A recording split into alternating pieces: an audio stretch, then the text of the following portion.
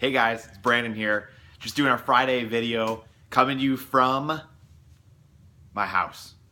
You see my pseudo bookshelf behind me. Got a number of the books, the many books that I have, and I wanted to bring to you this one today, Why We Want You to Be Rich.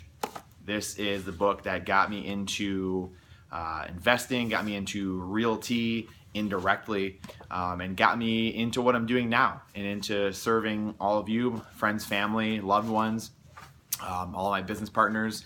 And it got me to really think outside the box and meet some amazing people. And I just have so many great relationships now. And I owe it all to this book. And oddly enough, you have Donald Trump here on the cover and Robert Kiyosaki. Just probably about 5 years ago, I did not know who Robert Kiyosaki was. I knew who Donald Trump was, as I'm sure most people did 5 years ago or 10 years ago or a year ago before he got into the presidential race. But I loved real estate and I knew Donald Trump, and I was like, hey, there's only a couple dollars in the bargain bin at the grocery store. So I picked it up, and it really changed my mind and my thinking about money and having your money work for you instead of you just working for your money all the time. So it's just really interesting. I was just reading through it and flipping through it. There's a guy I really like to watch, actually, a personal development guy, success guy, Tai Lopez, who I suggest, he does some TED Talks and stuff, but I suggest you YouTube him. He is awesome. And he talks a lot about reading a book a day.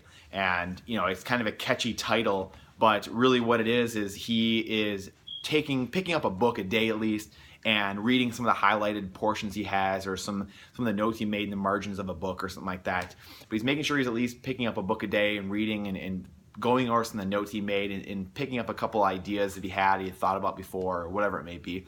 But that's what he means by reading a book a day, and that's what I try to do. Success leaves clues. And that's definitely something I've tried to now establish as a daily routine of mine, picking up a book a day and at least reading a little bit of it and looking at my highlighted marks or my notes in the margin. So in this book, I suggest you get it. It just will change your mind and the way you think about money. Obviously, this book, and then I have right here, I've got Rich Dad, Poor Dad. That really changed my mind and how I thought about money as well. And those books they're just incredible. And it's unfortunate that we're not taught that in school, what these books have to teach you. Very simple concepts, really, once you read it through once or twice and just kind of look at it and break it down. Just like, assets, buyer, liabilities, things like that, which you might not know what that means, but read these books and you'll know. They're pretty easy reads. They're pretty quick. But this is something that building this team, building the legacy group, we're having a lot of fun doing it. And really what it is, I was talking to my admin today, Marie, and we are building our systems out and building stuff. And she is using some of the other admins in the office to help her do things. And I looked at her and was like, leverage is a cool thing, huh? And it's really cool to see a business grow and people using leverage and leveraging themselves out. That way you can get more done. Because really what these two books taught me is that you can only do so much in one day. One person can only do so much in 24 hours. Then you stop working, you stop making money, and it stops, right? Your expenses keep going 24 hours a day, but those things keep going. And you want your money working for you, however that may be. It might be in real estate, it might be in the stock market, whatever it is.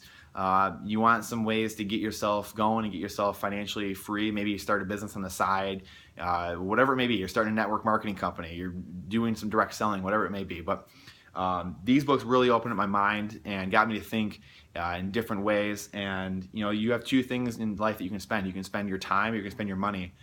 You can always make more money.